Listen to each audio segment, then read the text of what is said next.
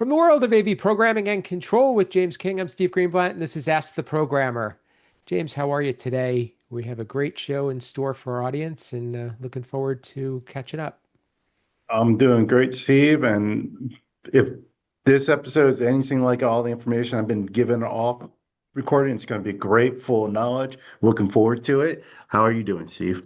Doing well. It's real exciting. We've had an amazing series of guests. We have a lot of people that have joined our community on LinkedIn for Ask the Programmer, and our guest today was referred to us by a friend and a past guest, Erin Marmoran from Johns Hopkins University and also from HETMA. And I have the pleasure of introducing Mark Franklin. He's the Senior Director of Computing Services at Thayer School of Engineering at Dartmouth College. Welcome, Mark. Hello, glad to be here. Well, thanks for being with us. And Erin wanted us to talk, and you and I got a chance to talk pre-show about some really exciting things that you've been working on for some time that should get a lot more exposure to the programming audience and also to the AV community. You've come up with a solution to meet your needs and something that you're very happy to share and is open to other people to contribute to, and it's called OpenAV, and we'll get into the details of it. But tell us a little bit of how you got there, because we talk a lot about modern programming languages and the impact of IT in AV. So I think all of that is kind of wrapped up in what you've done. Sure. So I'm director of a small team, IT team at Thayer School. There are 10 of us. We're responsible for all things computing at the engineering school. So that includes running two computer rooms, running file servers, developing web applications. We cover the whole spectrum of IT. And it turns out they have AV here too. So they told me when I started 20 years ago, by the way, you're in charge of AV. So I didn't know anything about AV, started learning about it alongside my team. And we ended up pretty unhappy with the established AV industry. We had these rooms that were overbuilt in a new construction project. They threw in everything but the kitchen sink. I was invited to go see in the new building. This was all designed before I got there, and didn't realize it was a commissioning event. Showed me all these rooms. They were kind of glitchy, not as glitchy as I found out later, and it wound up being kind of a mess. So we had these AV systems that didn't work very well, and started fixing them gradually with the vendor, but that was hard. The vendor wants to take the room for the whole day. We had some other rooms that were lighted push buttons, and those were much more popular than the fancy ones with the modal screens and bugs and way too many features and hard to learn to use. So that was a formative experience for me and my team. Was lighted push buttons are good. We ended up redoing a bunch of those rooms because they were a mess, plus ones that were falling apart in our existing facility. And we brought in the typical integrator interaction, and they asked us which flavor Crestron we wanted. And we ended up having discussions about user interface, usually the vendor telling us how they wanted to do it. And that wasn't necessarily how we wanted to do it. Remember, we're IT people. We had opinions about these things. We knew things that worked in our other work, and source send to destination was not an ideal interface, at least for our community. So we'd get a quote, and I remember looking at one of the quotes, seeing a Crestron DMPS on there. So I looked at the specs for Crestron DMPS, and then I saw an Extron amp on it. And I said, but wait a minute, this Crestron DMPS has an amplifier in it. So I asked the integrator, and said, why am I buying this second amp? And he said, oh, nobody uses the Crestron amps because they're terrible. Like, well, why am I buying it then? So, this is the TV VCR thing, I guess, but manifested in a really expensive environment. So we did that for a while, and we found Bob the programmer was a contractor for one of the companies who finally would listen to us about user interface, and we got better user interfaces with our lighted push button paradigm that we liked so much. But it was a long path, an expensive path.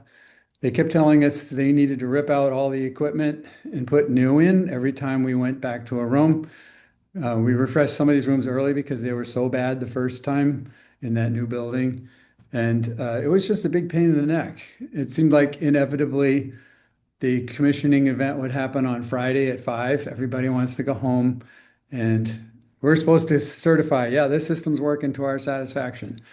And of course, the next week we find things aren't working right on it and ended up with having to bring them back. And then they could come back a week from Thursday. And meanwhile, we need to be using this room.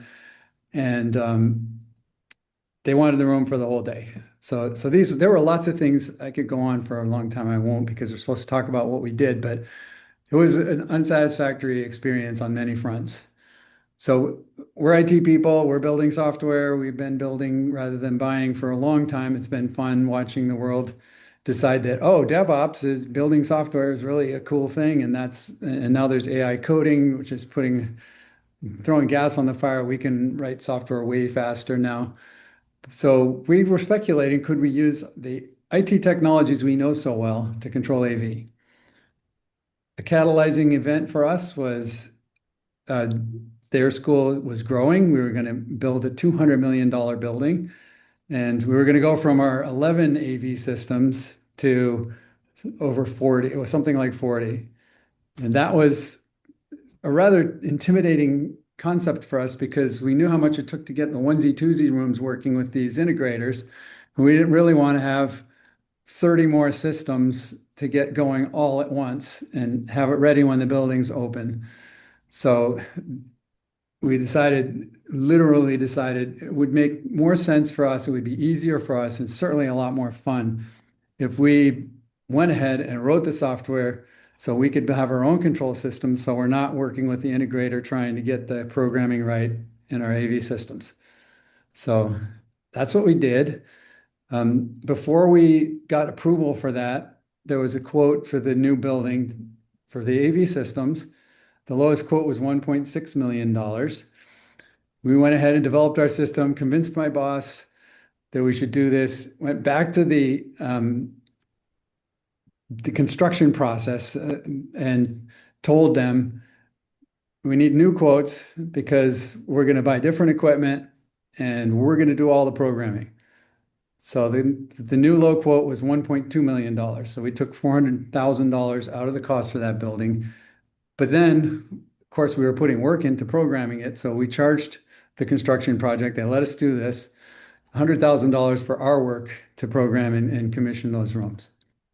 That went really well. So now we have a system where we understand every piece of it. We chose the hardware. We figured out how to wire the thing. We did, full disclosure, my little team of 10, most of whom were doing other things. There were really a core of 4 or 5 of us who did the AV stuff at that time. Dartmouth has since added people. We did not install all that hardware. There's no way we were going to keep up with a construction project of that scale. So we had an integrator still come in the $1.2 million. They installed all the hardware. We followed them around, took some convincing to get them to do one room early so we could find out what they were doing wrong. But we then, after they got a room installed, we go program it. We could literally bring up a room in about 45 minutes if things were wired correctly. It was mostly an exercise in getting equipment on the network and cookie cuttering. We repeated the design a lot. So classroom is a classroom with maybe it has a projector instead of a flat panel display, depending on size. But there was a lot of repetition. So our systems are programmed by a config file you put in GitHub. So we were able to copy the first classroom we got done, which was actually in our old facility, and change the names of the devices on the network, tweak details, and we had a room up. So we were able to get that room working. The day the building opened, we had all the systems going. There was another building that the CIO at Dartmouth got wind of this and was very enthusiastic about it. So he talked us into doing a second construction project on the other side of our facility, which was supposed to be done a year earlier. So it was going to be a dry run, smaller. It was like 25 systems, but ended up getting delayed and wound up opening within the same month as the big building for the engineering school. We got all the systems ready for the day that building opened also. So, and this is a little team. Remember, this is just part-time for us. We're not AV full-time by any stretch of the imagination. We were doing lots of other jobs while we did this. So that's been, in my opinion, super successful. The CIO, like I said, he was enthusiastic. He got his team involved. So now we have Thayer School's responsible for over 70 systems, and Dartmouth has over 200. We have about 210 systems now campus-wide. They're still working through the systems in arts and sciences. And they actually, that same CIO is very clever. He used OpenAV as a shiny, cool thing to inspire Dartmouth to get on working on the deferred maintenance on classrooms. They call it Classroom Rapid Refresh. And they're doing classrooms. We have 4 terms a year. One of them's a summer. They're doing them 5 classrooms a term. They're literally remodeling, refurnishing, whatever the room needs. They're coming out sparkly new with a fancy new OpenAV system in it. So that feels really good that we managed to inspire that at Dartmouth. It's a huge investment by Dartmouth at this point. This is all software based. We use components. We're not using the all-in-ones that we learned to hate so much. By the way, that amplifier in that room is still in the room. Something like 12 years later, it's still going because it was a component. The DMPS is long gone. We are enjoying being able to update all our systems every term. So we have a 10-week term. In between, we can update all the software.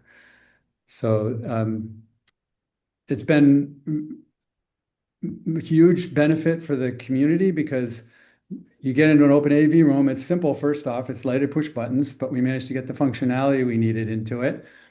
And it's easy to use. And once you've learned one, you know the rest of them.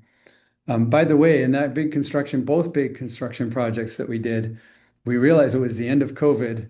This was about 5 years ago. We realized that we're going to inhabit these buildings and they're going to want hybrid Zoom meetings in them. The Dartmouth is a Zoom campus. So we were able to go back to the integrator and say, hey, you know us now. We've been fixing a lot of your problems, finding the things that you didn't build right. Can we stick some Zoom room computers in there? Fortunately, we've been doing automated lecture recording for eons. So we did design in some microphones. We had to add a few to get really good hybrid Zoom meetings, but there were microphones and cameras in the rooms. So we could literally add a Zoom room computer, plug it into we put a nice DSP in the original design. And we were able to have Zoom rooms in those 2 construction projects the day they opened. So I understand making changes on construction projects of that scale, or it's not nearly that nimble, but we managed to do that with no extra cost. We just bought our Zoom room computers and stuck them in there. Wow. So, It's an amazing feat and I'm just going to have James share a little bit about his perspective on this because, we've done over 200 episodes. We've talked a lot through many years about, the need to do things better and the convergence and need to live in an IT environment and modern programming. This is it in practice. What are your thoughts, James? So I heard a very common theme while Mark was talking, and I've been, pretty because there've been enough talked about that one article. I've been pretty quiet about the one article that bash higher ed and how we don't know what we're doing when we're coming to equipment. And I think Mark's story it shows why that article came out, and it's not higher ed's fault. It is these integrators who don't understand higher ed, and they throw, like Mark said, everything into the room. A device that has a bang amplifier. Oh, let's also throw an external amp in. Why? Like, just because you don't like it. Like, they don't that's why I think that one article came out. But Mark is doing what I'm hearing from everyone in Navy in the higher ed community is they were not happy with what they were getting, so they start doing things in-house. And we, as higher ed community, has shown that we can do things right for our university. And Mark is doing amazing stuff for his university. It really is just such a proof of concept that there are ways to do what we do and do things in an alternative manner. Um, Mark, can you share a little bit about some of the successes and the wins that you've been able to find? And and one of the things that you also mentioned is about being able to integrate with a some monitoring tools that are IT centric, which I think has been a quest of a lot of people for some time. Sure. Well, first, I want to make sure we give credit to BYU.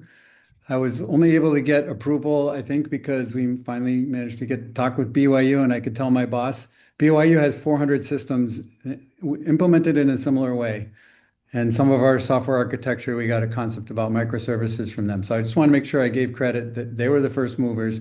Last we spoke with them, they had 1,000 systems. Wow. So wins, remind me, you wanted to ask about something specific?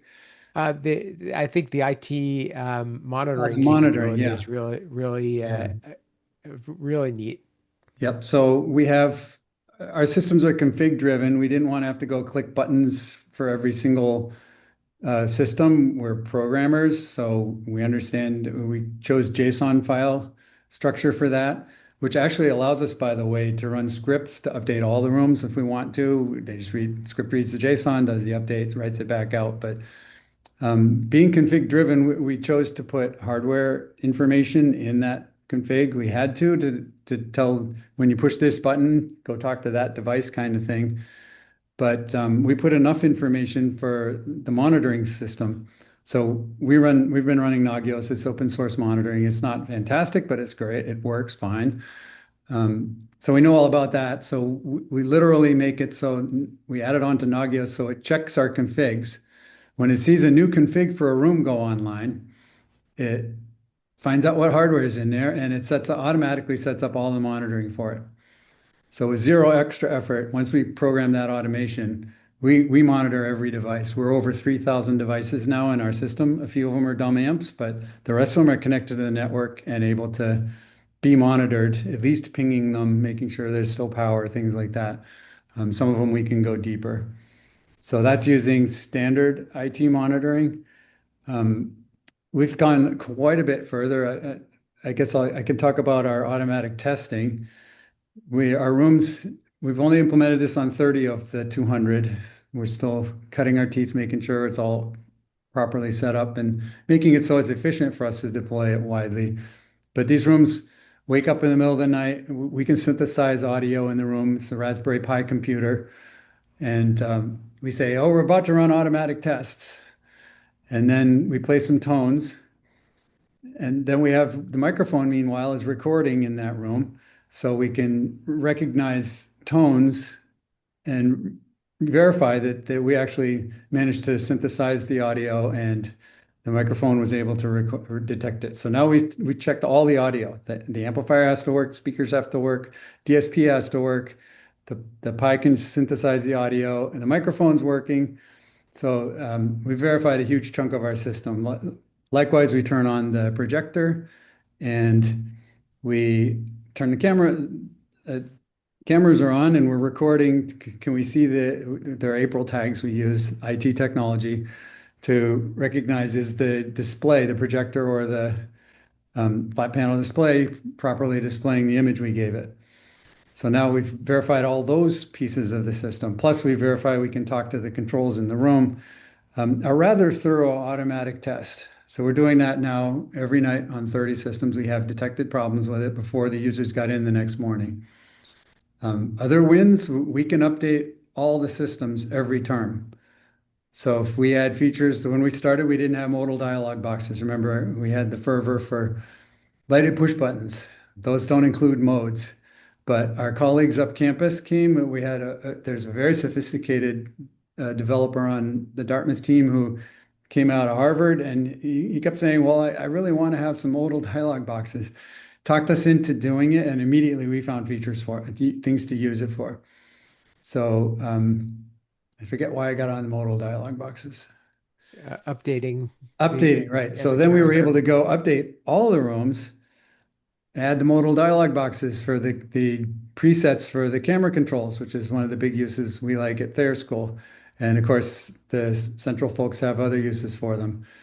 So we were able to update without having to buy a new system or get a contract with an integrator, just reprogram them and off we go. So that means our oldest system is just as every bit up to date as the one we built last month. So we have 6-year-old systems and brand new systems. They're all running the same software, same paradigm. All the new features are available for all the rooms. Another thing that worked out really well is we had in the second building, the new building, the smaller one, they told us this room's a lab. So we defined fairly simple AV systems, one on each end, so that when people are doing things in the lab, it's a wet lab. So they're doing their experiments, the instructor could have things up. Well, it turned out they didn't use it as a lab. So it's a beautiful room. It's on the atrium. It has glass walls. They decided, oh, this is going to be a venue. So they came back to us and said, we need full hybrid Zoom in there. So that was actually really pretty awesome experience where we literally took no equipment out of the room. We added a DSP, we added a bigger amplifier, and we put speaker microphones, hung them from the ceiling. This is a long room. It's like 60 feet long. And we were able to get full hybrid for minimal cost and reusing everything that we had built in that room a couple years earlier. So that was obviously our customer was pleased. They have a very nice Zoom room system now for not much cost. That's just an amazing story, and so many great wins, and so seemed so smooth. And I'm sure that there were some hiccups, and I'm sure that there are things that we can dive into, and we're going to have you back on the next episode to go a little bit deeper, because this is such a fascinating project, and you've provided us such great information and things to think about. So I hope that our audience is really inspired by this, and realizes that there are ways that we can look outside of what we're used to in the AV world, which I think you've proven. Until we get there, how can people get in touch with you? How can they learn more about OpenAV and what you're doing at Dartmouth? So this is all open source. It's available. We're seeking collaborators. The URL is github.com/Dartmouth-OpenAV. So please go check it out. Wrote a pretty extensive wiki talking about the technology, what we did. My personal email address is mark.j.franklin@dartmouth.edu. Excellent. And so please reach out to Mark. I'll put this information in our show notes, and he's very personable and very easy to talk to. So please reach out to Mark to learn more. James, what are your final thoughts, and how can people get in touch with you and talk more about what they're hearing? Uh, Final thoughts. Again, I think Mark and his team are doing some amazing stuff over there at Document. And it shows that why I'm not going to say any of that stuff. That's just a rant that doesn't need to happen. Again, if you want to get hold of me, Google me, you'll find me. I'm in the Ask Programming community on LinkedIn. I'm out there.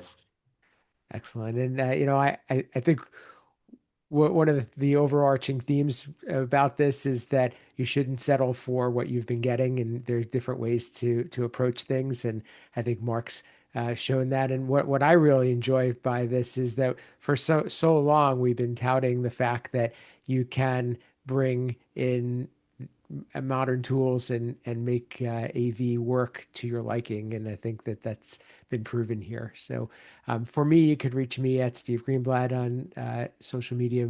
LinkedIn is the best place. My company, Control Concepts, is a supporter of this podcast, and we build some of the building blocks that programmers use to either control products or add functionality to their systems. You could find out more about that at controlconcepts.net. If you are watching this podcast on YouTube, you could also listen on your favorite podcast player. If you are listening, you can catch us and watch the video version on YouTube. Either place is a great way to leave a rating, review, or message.